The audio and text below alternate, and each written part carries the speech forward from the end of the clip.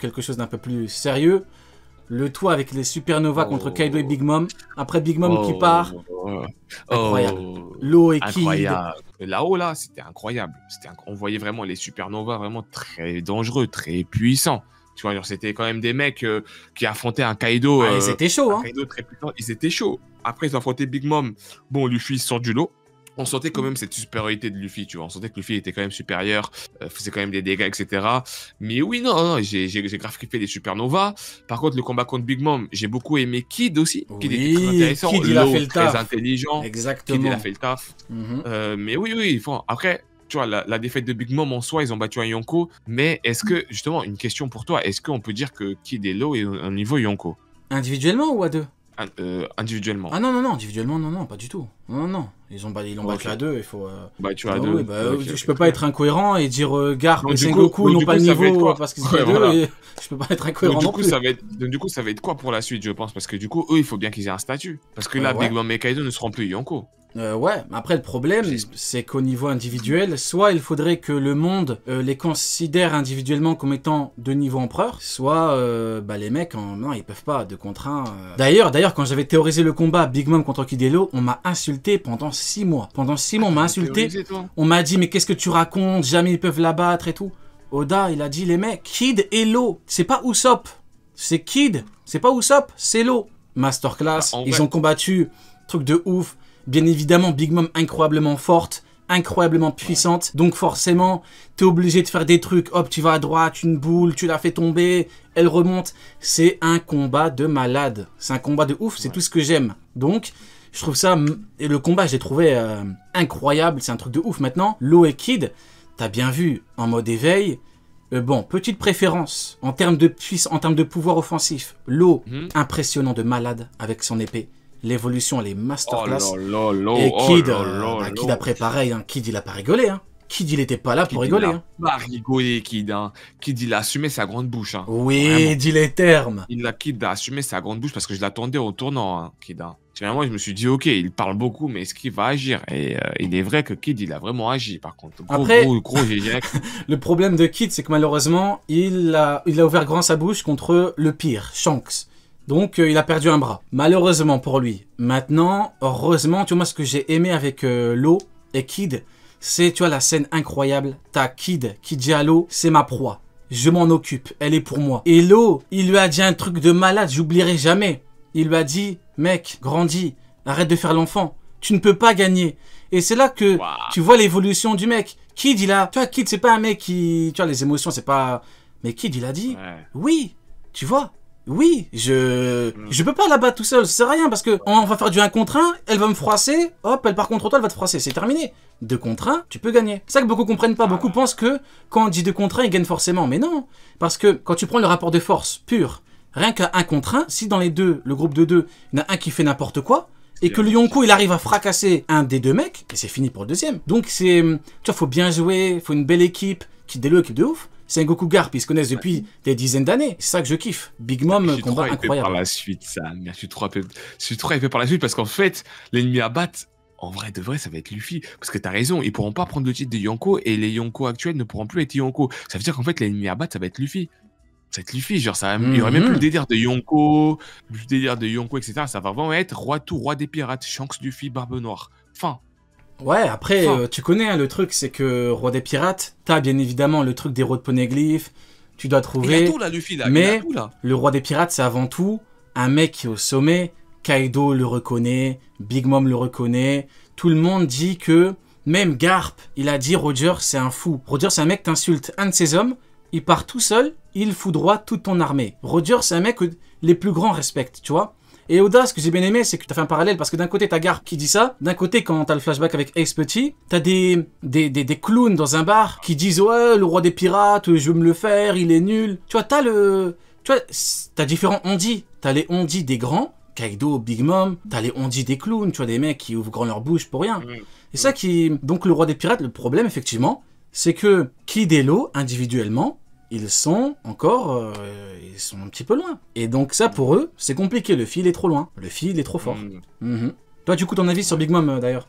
Je débite beaucoup Big parce que Mom, c'est bah, non, mais c'est Roger, mais intéressant, ouais. ça me permet d'assimiler, non, mais ça permet d'assimiler et de mieux comprendre aussi certains trucs. C'est ce que je veux, je kiffe. C'est ça aussi cette émission. Mais une fois que je vais être à jour, on va avoir des vrais trucs et tout. Ça va être, bah, la semaine prochaine, ça va être incroyable aussi l'émission parce que là, dis-toi, je vais arriver avec un package, mon pote. Je vais avoir toutes Voilà. les informations que j'aurai. On va débiter. Ah, je te dis, la semaine prochaine, on va débiter. On va débiter encore Mais, plus. ah Du oui, coup, mais bien sûr. Big Mom, t'en as Mais pensé quoi? Big Mom, au début, tu vois, je l'ai vraiment dénigré. En vrai, je l'ai vraiment dénigré parce qu'elle m'avait cassé les couilles à Wall Cake et même début Wano, même Wano tout court. Mais Onigashima, Big Mom, c'est une goat. Elle a montré qu'elle était très forte, très dangereuse. Elle a montré qu'elle était pas là pour blaguer. Elle a montré qu'elle le faisait exprès. Et quand il voulait vraiment terrasser l'ennemi, elle le terrassait. En fait, je pense que clairement, hein, je comprenais pas encore le personnage de Big Mom. J'essayais de comprendre, mais j'arrivais pas. Parce que j'avais pas ce recul à cause de Kaido. Tu vois, j'avais cette image de Yonko qui représente Kaido, mais j'ai pas ce recul. Il est vrai que j'ai dû changer parce que Big Mom, vraiment, elle montre la terreur. Elle avait clairement l'étoffe d'un Yonko au combat contre Kid Elo. Elle a vraiment montré la mort à Kid Elo. C'est-à-dire que Kid Elo transpirait des fesses, il suait, il y avait des gouttes qui tombaient. L'eau, carrément, il se disait, mais attends, mais là, on va peut-être mourir pour de vrai. Tu vois?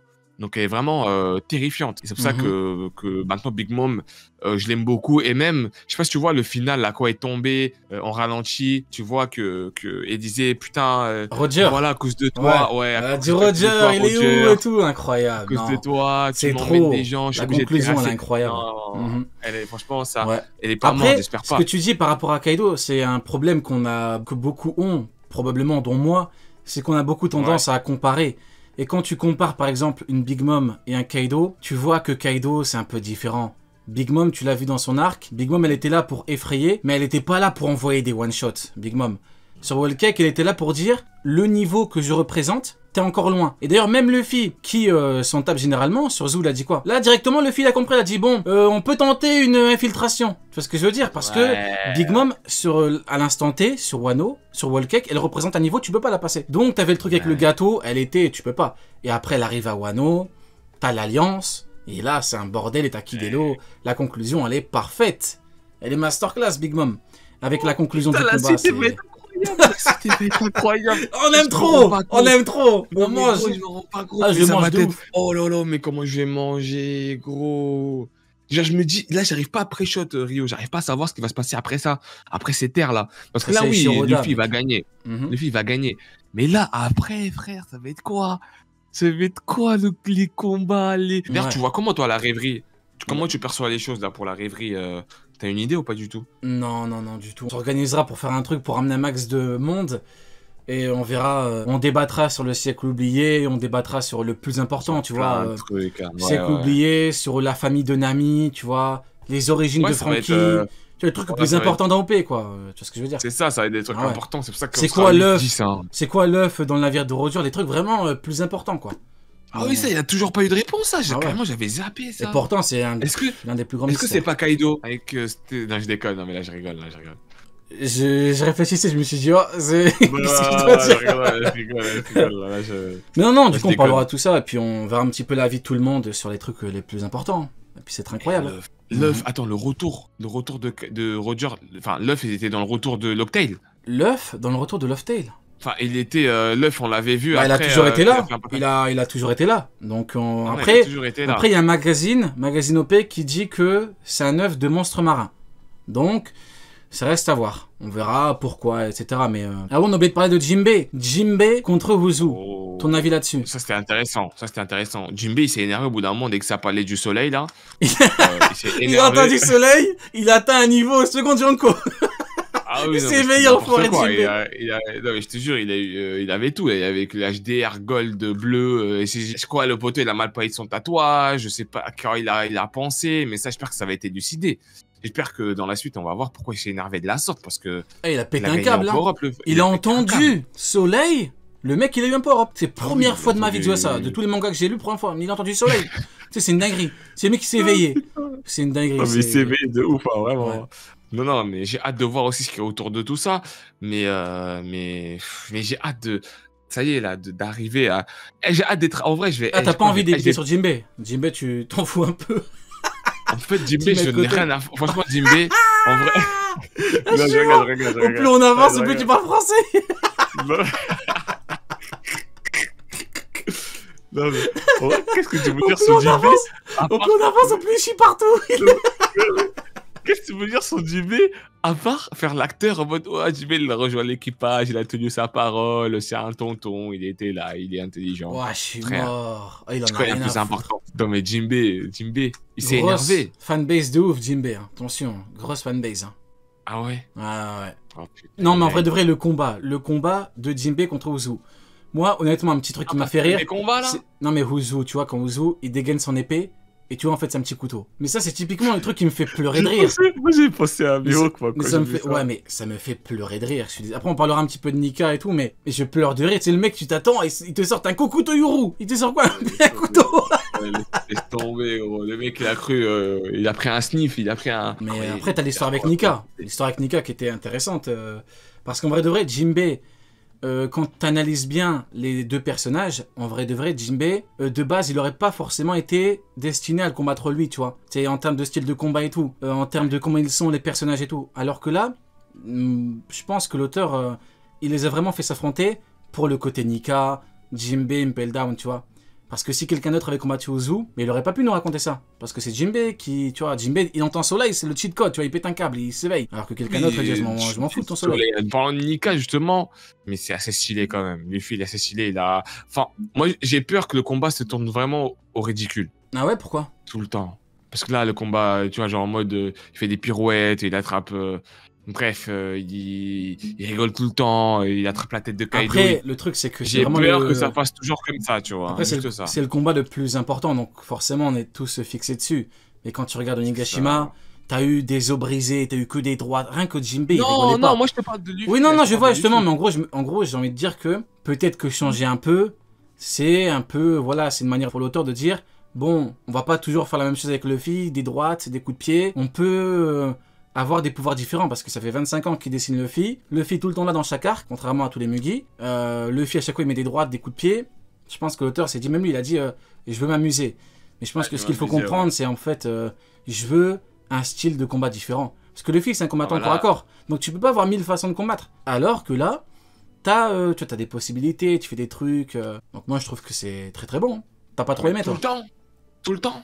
Bah non, pas Ah non, moi je forcément tout le kiffe, temps. je surkiffe. Moi, Ah, je voilà. pas juste, j'ai peur que ce soit tout le temps. Mais là, je surkiffe parce que là, il a plus Rio. Et d'ailleurs, Rio, c'est vrai ça qu'on dit que Luffy, s'il rigole, il devient plus fort et s'il rigole pas, il perd en puissance? T'as vu ça quelque part ou pas? Dans le Road to Love Tale, databook qui est sorti en juin de mémoire, il y a une petite note qui dit que plus il rit, plus il devient fort. Mais faudrait m'envoyer si c'est écrit moins il rigole, moins il devient fort. Ça, je crois pas. Moi, mon interprétation du bail, c'est que plus il rigole, plus il peut devenir fort, comme il le dit, mais t'as forcément une limite. C'est-à-dire qu'au bout d'un moment, tu peux pas non plus, tu te mets dans une pièce, tu rigoles pendant 8 minutes et t'atteins un niveau de ouf. Tu vois, t'as une limite. Moi, je smile, hein. Il faut... le cheat code. Mais tu vois, mais faudrait m'envoyer si quelqu'un a... Je crois pas que c'est écrit moins il rigole, moins il devient fort. Je crois pas. Ouais, ok. Après, peut-être que c'est une note en mode... voilà, tu connais, c'est des petits trucs. Peut-être que c'est le plus important à retenir. Peut-être pas. Bon, c'est écrit, on va le prendre en compte. Hein. Après, c'est son pouvoir. Hein. Son pouvoir, c'est le ridicule. Hein.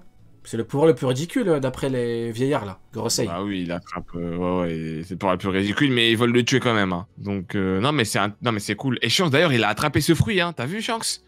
Est-ce que tu penses que Shanks lui a donné, bah forcément du coup oui, Shanks l'a donné le chapeau parce qu'il savait que ce fruit-là, c'était l'Itaitanomi, Itonomi. Ouais, probablement, ouais. Parce que bon, il peut pas le... Sauf s'il le tue et qu'il sait comment récupérer un autre fruit. Mais bon, ouais, après, moi franchement, je me dis, c'est fou, hein. C'est Roger qui lui donne le chapeau de paille. Il le donne à Luffy, un gosse complètement, tu vois, un gosse qui est un peu... Moi, honnêtement, à la place de Shanks, j'aurais pas fait pareil. Mais bon, après, moi, je trouve ça... mangé le fruit. Donc il savait, s'il a capturé le fruit du gouvernement, il savait que Luffy, il a mangé ce fruit-là. Oui, il était au courant du truc. Mais après, je viens de penser, mais par rapport aux notes, où c'est écrit plus il rigole, plus il mange. Plus il rigole, plus il devient fort. Il y a également Uzu avec une grande épée. Vu que Uzu, il a pas de grande épée, tu vois, c'est peut-être que faut pas prendre en compte ces infos-là que c'était des idées. Tu vois, peut-être. C'est peut-être, parce que on voit Uzu avec une grande épée. Et finalement, il avait un petit couteau. Donc, c'est vrai. Faut voir. Ok. Bon, bah, très très bonne soirée à toi, un gros big up à tout le monde. C'était un grand plaisir pour moi de te parler ce soir. Ouais, de ouf.